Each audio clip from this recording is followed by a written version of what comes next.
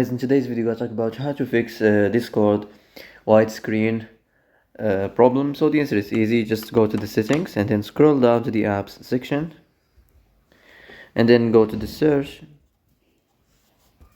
and search Discord, and next go to the storage, and here you will find this clear cache option. Click on it. Now you can go check it if it worked, and if it didn't, you can try to restart your phone or turn the Wi-Fi off and on, or the Bluetooth or the iPlan mode. Also, you can try to clear data, but be careful. If you clear data, all the Discord's data will be deleted. This includes all files, the settings, the accounts, the databases, etc. So be careful if you want to clear your data.